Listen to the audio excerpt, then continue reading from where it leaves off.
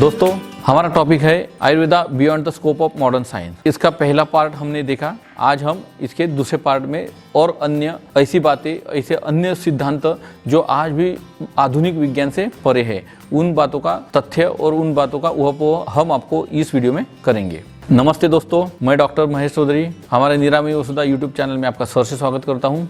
तो दोस्तों, बात करेंगे शरीर शुद्धि की। शरीर शुद्धि का जो कंसेप्ट है ये अन्य किसी भी वैद्यक में, किसी भी मेडिकल साइंस में हमें देखने को नहीं मिलता जो आयुर्वेद में है। आधुनिक प्रगत विज्ञान में भी ये देखने को हमको नहीं मिलता है। जो शरीर शुद्धि हो, जो पंचकर्म द्वारा हम करते हैं, वमन, विरेचन, बस्ती, नस्य, रक्तमोक्षण और जो 6 उपक्रम बताए गए हैं, तो इन द्वारा हम शरीर की शुद्धि करते हैं। ये शरीर शुद्धि का कंसेप्ट भी ये आधुनिक विज्ञान से परे है, beyond the scope of modern science. आगे बात करेंगे नर्वस सिस्टम की। नर्वस सिस्टम के बारे में क्या कहता है modern science? This system adjust the body to the surrounding and regulate all the voluntary and involuntary activities, ऐसा मॉडर्न साइंस कहता है। और सेंसरी नर्व और मोटर नर्व, ये जो दो प्रकार की नर्व होती है, तो उसमें कहते हैं कि it's sensory part collects information from the body and motor parts is responsible for responses to the body. मतलब सेंसरी नर्व जो होती है, जो सेंसेशन शरीर से ब्रेन को देती है, और मोटर नर्व उनको ऑर्डर फॉलो करती है। मतलब ब्रेन जो है वो मोटर नर्व की द्वारा शरीर को ऑर्डर करता है। तो इसके पीछे काम करने वाला कौन है, ये नर्व कंडक्शन कौन कराता है? तो इसका रीजन आज तक मॉडर्न साइंस को मालूम नहीं पड़ा है कि ये नर्वस सिस्टम काम कैसे करती है। तो आयुर्वेद में इसको कहा है कि वायु, वात नामक जो शक्ति है, ये शक्ति ये नर्वस सिस्टम को चलाती है। उसके बारे में कहा है, वायुस्तंत्र यंत्र धरा प्रवर्तक चेष्टा नाम उच्चावचा नाम नियंता प्रणेता च मनसहा। मतलब ये वायु जो है, ये सब तंत्र यंत्र जो है शरीर का, इसका प्रवर्तक यही है, और ये सब शरीर के कार्यों को करता है, और मन को भी नियंत्रित करने का काम ये वात करता है। जिसका जो हमें वात शरीर में दिखता नहीं है, लेकिन उसका कार्य हमें महसूस होता है, कार्य हमें दिखता है। जैसे कि इलेक्ट्रिसिटी हमको दिखती नहीं है, लेकिन बटन दबाने पर अगर बल्ब जलता है तो हमें मालूम होता है कि इलेक्ट्रिसिटी है। मतलब इलेक्ट्रिसिटी दिखती नहीं, लेकिन उसका कार्य दिखता है। वैसे ही हमारे शरीर में वात तो है, वात दिखता नहीं, लेकिन उसका कार्य हमें दिखता है। तो ये भी आधुनिक शास्त्र से, आधुनिक विज्ञान से परे है कि ये नर्वस सिस्टम काम कैसे करती है। रक्त दुष्टि की बात करेंगे। रक्त दुष्टि में कहा है, शरद काल स्वभावात च शोणित संप्रदुष्यति।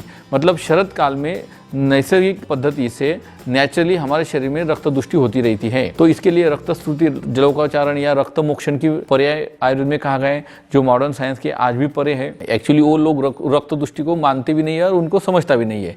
तो ये आधुनिक विज्ञान को अभी और बहुत सारी बातें हैं जो जानना अभी बाकी है। आयुर्वेद में अद्रव्य औषधि कही गई है। मतलब जैसे कि अन्य उपाय कहे गए कि जैसे मंत्र, जप, तप, व्रत, मंगल वाचन, स्वस्ति वाचन, दान कर्म, ये अद्रव्य औषधि चिकित्सा भी आयुर्वेद में कही गई है। मॉडर्न साइंस में जिसे मान्यता नहीं है, मानता नहीं है, लेकिन ये मॉडर्न साइंस के परे है, विज्ञान के दायरे के बाहर है, कक्षा के बाहर है। आगे का सिद्धांत है, नासो ही शीर्षो द्वारम।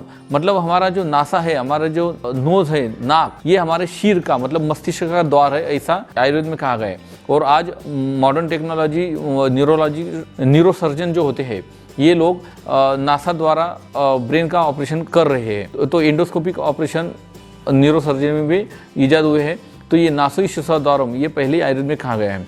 आगे मैं कहूँगा स्नेह विचार। स्नेह विचार, जिस शास्त्र में स्नेह मतलब लुब्रिकेशन, ओलिएशन का विचार नहीं है, उस शास्त्र को हम रूखा कह सकते हैं। तो स्नेह विचार होना बहुत ही जरूरी है, क्योंकि कहा भी है, शुष्कष्ट काष्ठश्च मूर्खाणि च न नमयन्ति कदाचन। जो शुष्क काष्ठ जो होते हैं, जो सूखी हुई लकड़ी होती है, वो कभी झुकती नहीं है, वंचा आकार नहीं प्राप्त कर सकती है। ऐसे ही मूर्खों की स्थिति होती है, वो कभी भी झुकते नहीं है। तो शुष्कष्ट काष्ठश्च मूर्खाणि च न नमयन्ति कदाचन, ऐसा कहा गया है। आगे कहूँगा कर्मज व्याधि के बारे में। ये विचार मॉडर्न साइंस के, मॉडर्न कक्षा के, उनके मॉडर्न आधुनिक विज्ञान के दायरे के बाहर है। कैसे? हम जब मॉडर्न साइंस पढ़ते हैं तो उनको बहुत रीजंस के बारे में, कि बहुत सारी बीमारियों के बारे में वो डायरेक्ट लिख देते हैं कि the exact cause is unknown. मतलब उनको उसके पीछे का कारण मालूम नहीं है। लेकिन आयुर्वेद ऐसा नहीं करता। आयुर्वेद में उसको कर्मज व्याधि में उसको सम्मिलित करता है। कर्मजो हेतु भी बिना, मतलब जिन व्याधियों का कारण मालूम नहीं पड़ता है, समझता नहीं है, उनको कर्मज व्याधि के दायरे में आयुर्वेद खड़ा कर देता है और उनको कर्मज व्याधि की तरह उनको चिकित्सा करती है। इसमें आगे और कहा है, पूर्व जन्म कृतम पापम व्याधि रूपेण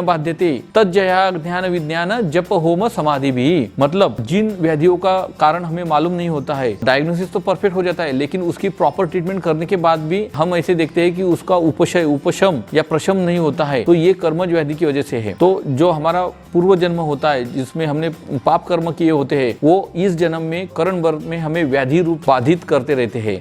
तो उन पर विजय प्राप्त करने के लिए हमें ध्यान विज्ञान तथा जप होम ये सब अद्रव्य चिकित्सा करनी चाहिए। भारतीय शास्त्र और भारतीय वेद ये रीबर्थ और पुनर्जन्म, इनको पूर्व जन्म और पुनर्जन्म, इन सब बातों को मानते हैं। इसलिए भी इन बीमारियों को कर्मज व्याधियों में तान दिया गया है। कर्मज व्याधि के बारे में आगे कहा है, दत्वा अल्पम सुखम अल्पेन हेतुसा प्रतन्यते। मतलब औषधोपचार करने के बाद भी उसका उपशय नहीं होता है, शमन नहीं होता है। सही डायग्नोसिस, सही उपचार करने पर भी वो रोग जैसे के वैसे रहते हैं। आगे कहा है, ये रोगाः नैव शाम्यन्ति कृते ही औषध कर्मणि धर्मेणैव उपशाम्यन्ति ते रोगाः कर्मजा स्मृताः। मतलब ये जो रोग होते हैं ये सही तरीके से औषधोपचार करने के बाद में भी ठीक नहीं होते हैं, तो उनको धर्म के द्वारा उपचार करने से ये रोग शांत हो जाते हैं। उनको कर्मज व्याधि है ऐसा जानना चाहिए और धार्मिक उपाय करने पर ये शांत हो जाते हैं। तस्मात् अदृष्टो हेतुः प्रत्युत्पन्न कर्मजः।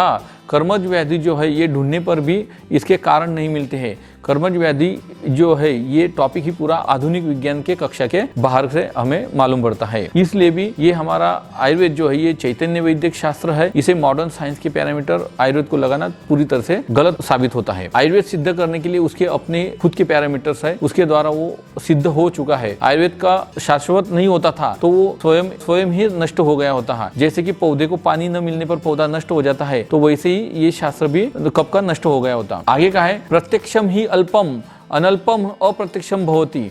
मतलब जो हमें दिखता है वो बहुत ही अल्प है और जो नहीं दिखता है वो बहुत बड़ा है, ऐसा शास्त्र में कहा गया है। ये भी आधुनिक विज्ञान के कक्षा के बाहर है। आगे कहा है, अमंत्रम अक्षरम नास्ति नास्ति मूलम अनौषधम अयोग्य पुरुषो नास्ति योजकस्तत्र दुर्लभः।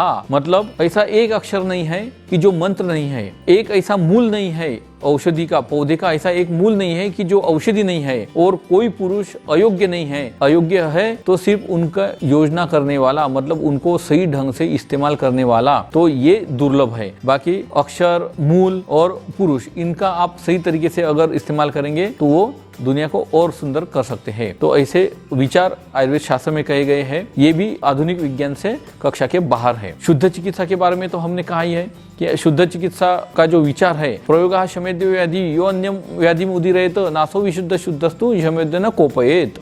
मतलब व्याधि चिकित्सा ऐसी करनी चाहिए, प्रयोग ऐसे करने चाहिए कि जिससे कि जो सद्य बीमारी है वो तो ठीक हो जाए, लेकिन उस चिकित्सा से अन्य बीमारी ना पैदा हो जाए, उसे शुद्ध चिकित्सा कहते हैं। ये विचार भी अभी तक मॉडर्न साइंस में हमें देखने को नहीं मिलता है। सदोष औषध निर्माण के लिए हमारा देश और दुनिया में कितना प्रचंड पैसा खर्च होता है, वक्त जाता है, लेकिन अगर इस बारे में अगर हम सोचते हैं कि आयुर्वेद में ऐसी औषधियां है जो अदोष है, जिसमें बिल्कुल दोष नहीं है, अगर इनका इस्तेमाल हम शुरू कर देते हैं, अपने देश का कितना पैसा बचेगा, कितना वक्त बचेगा। हमारे आयुर्वेद में द्रव्य के जो गुण बताए गए वो 5000 साल पहले जो थे वो आज भी वैसे के वैसे ही है। औषधिकरण के बारे में हम कहेंगे कि वनस्पति विश्व जो है यह संपूर्ण चेतन विश्व है। औषध निर्माण जो है ये विविध संस्कारों से किया जाता है। खनिज द्रव्य से जो दवाई बनाई जाती है वो अचेतन होती है, लेकिन उनको चेतन, उसमें चेतनत्व पैदा करने का काम हमारे औषधिकरण के जो संस्कार है वो करते हैं। संस्कार हुई गुणांतराधानम, मतलब जो खनिज मिनरल्स द्रव्य होते हैं उन पे संस्कार करके हम अचेतन से चेतन द्रव्य में उसको परिवर्तित करते हैं, फिर वो ज्यादा गुणकारी हो जाते हैं। और ऐसी दवाएं साइड इफेक्ट और एडवर्स इफेक्ट लेस होती है। हजारों सालों से हजारों वैद्य इनको इस्तेमाल करते आए हैं, इसलिए ये स्वयं सिद्ध है। इनको सिद्ध करने के लिए मॉडर्न पैरामीटर लगाने की जरूरत नहीं है। सुश्रुत जी ने इसके बारे में बहुत अच्छा कहा है, इदम आगम सिद्धत्वात् प्रत्यक्ष फल दर्शनात्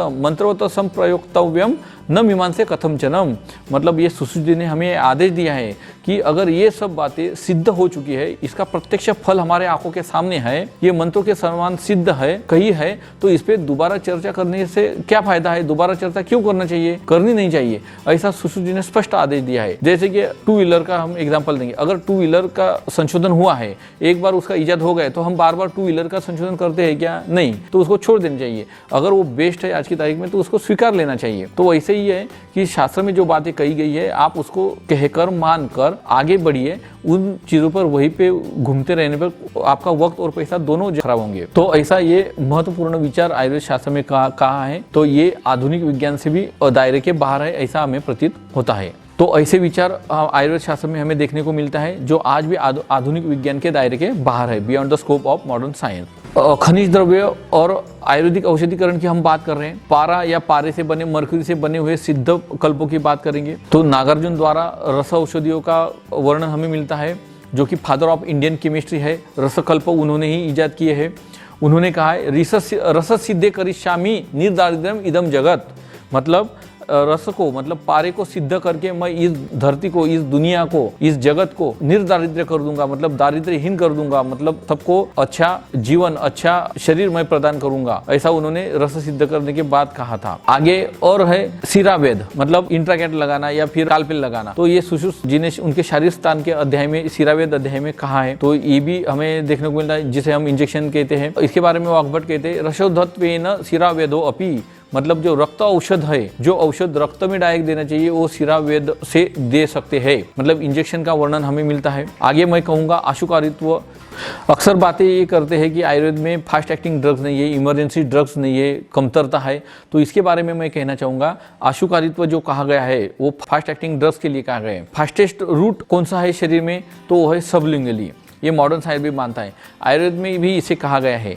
तो आयुर्वेद में कहा है कि जब हार्ट अटैक आता है तो हेमगर्भ रसायन जो है ये जबान पर रख देने से हार्ट अटैक की बीमारी ठीक हो जाती है या फिर हार्ट अटैक चला जाता है। जबान पर रखने से सबलिंगली वो डायरेक्ट आशुकारित्व वैवाहिक विकासी होने के कारण उसके पाचन होने के पहले ही वो अपना कार्य दिखा देता है। तो यही आशुकारित्व गुण वाली द्रव्य आयुर्वेद में बताई गई है। ये कहना गलत हो जाता है कि इमरजेंसी ड्रग्स आयुर्वेद में नहीं है। सूचिवेद का मैंने बता दिया, इंजेक्शन आयुर्वेद में नहीं बताया है, लेकिन संशोधन होना जरूरी है। सूचिवेद जिसका मैंने अभी इंजेक्शन के बारे में बताया कि वाग्भट जी ने तो बताया है, लेकिन अन्य शास्त्रों में, अन्य संहिताओं में हमें ये देखने को, पढ़ने को नहीं मिलता है। ये थोड़ी सी खामियां है। आयुर्वेद में भी संशोधन होना चाहिए इंजेक्शन के बारे में। मांसाहार के बारे में कहूँगा, आयुर्वेद में कहा है कि जो मादी प्राणी होता है जनाना, तो उसका अधोनाभि के नीचे का जो शरीर होता है वो पचने में जड़ होता है, और जो नर प्राणी होता है जिसका ऊर्ध्वनाभि के ऊपर का शरीर पचने में जड़ होता है, ऐसा आयुर्वेद कहता है। तो ऐसा क्यों है? तो ये मॉडर्न साइंस के पास इसका उत्तर है क्या? ये भी हम कह सकते हैं कि ये मॉडर्न साइंस के कक्षा के दायरे के बाहर है। तो इसके लिए उन्होंने संशोधन करना चाहिए कि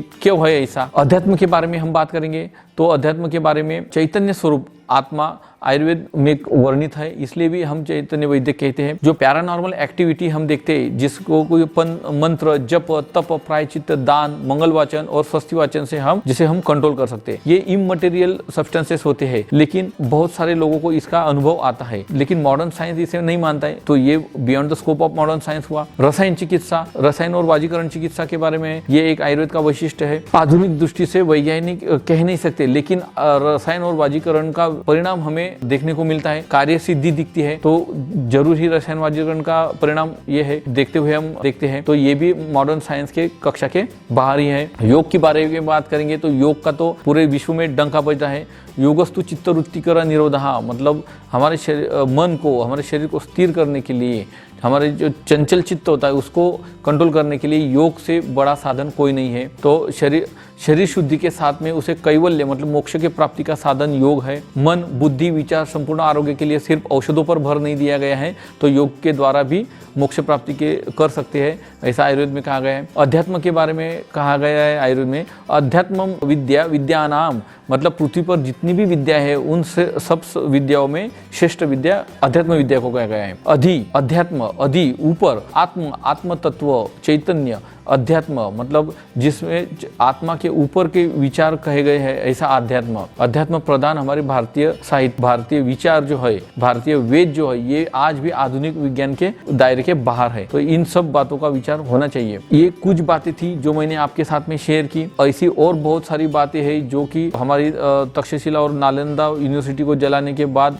कम से कम वो 3 महीने तक कंटिन्यू जलती रही थी। इतने ग्रंथ संपदा हमारी जल गई है, नष्ट हो गई है। अगर आज वो ग्रंथ संपदा हमारी हमारे पास होती तो हम शतकों पहले ही महागुरु या महासत्ता बन गए होते दुनिया में। बाहरी आक्रमणों से, ब्रिटिश राजवट से, पश्चिमात्य संस्कारों से अब हमारे भारतीय लोगों को भारतीय शास्त्र नहीं सिखाए जाते, सीखने नहीं देते, भारतीय संस्कृति से हमें वंचित रखते हैं, दूर करते हैं और भारतीय संस्कारों को पिछड़ा हुआ कहते हैं। तो ये जो बातें हैं ये बहुत ही हमारे संस्कृति को हानिप्रद है। ऐसा नहीं होना चाहिए। हमारे भारतीय लोगों को भारतीय संस्कृति से अवगत कराना चाहिए। एक छोटा सा एग्जाम्पल आपको दूंगा। कालिदास जी ने जो शाकुंतल, अभिज्ञान शाकुंतल नाटक लिखा है, तो ये भारतीय वाङ्मय का एक सर्वश्रेष्ठ रचना है, जिसको जर्मन महाकवि गटे ने पढ़कर अपने सर पर लेकर वो नाचा था। इतना उसको तथ्यपूर्ण लगा। तो इतनी ग्रंथ संपदा, इतना वैभव, इतनी संपत्ति, इंटेलेक्चुअल कैपेसिटी हमारे पास है। ये सब बातों को हमारे भारतीय लोगों ने जानना चाहिए। आज के विज्ञान काल में कवयित्री बहिणाबाई चौधरी जी ने भी बहुत अच्छा कहा है, मानसा मानसा कदी होशील रे मानुस, मतलब कि इंसान, हे इंसान, कब तू इंसान बनेगा। इंसान के अंदर का सच्चा इंसान बनाने वाला खजाना विस्मरित होता जा रहा है, जो हमें होने नहीं देना है। भारतीय लोगों को भारतीय शास्त्र से हमें अवगत कराना है, तो ये काम हमें करना है। दोस्तों, ये वीडियो बनाने का मेरा ये उद्देश्य बिल्कुल नहीं है कि आज का आधुनिक विज्ञान गलत है, निरुपयोगी है, असत्य है और भारतीय शास्त्र ही श्रेष्ठ है, ऐसा विचार मेरा कदापि नहीं है। ना ही मैं ये बातें कह रहा हूँ। लेकिन आधुनिक विज्ञान ही सब कुछ है, ऐसा मानना भी गलत है। आधुनिक विज्ञान और हमारा वेद, आयुर्वेद और अध्यात्म, इन सब का एक मिलाप होना चाहिए। कहीं तो भी स्वर्ण मध्य होना चाहिए, ब्रिज बनना चाहिए कि दोनों शास्त्र एक हो सके और अखिल दुनिया के, अखिल भारतीय लोगों का कल्याण हो सके। तो ऐसा कार्य होना चाहिए। एक मानव वैद्यक रचना चाहिए जिससे कि अखिल मानव जाति का कल्याण हो सके। तो दोस्तों, ऐसा था हमारा Ayurveda beyond the scope of modern science. तो ये वीडियो आपको जरूर अच्छा लगा होगा, ऐसा हमें आशा है। अगर आपको अच्छा लगा है तो हमारे यूट्यूब चैनल को जरूर सब्सक्राइब कीजिए और अपने दोस्तों के साथ में, अपने रिश्तेदारों के साथ में इसे जरूर शेयर कीजिए, लाइक दीजिए और बेल आइकन को जरूर दबाइए। धन्यवाद।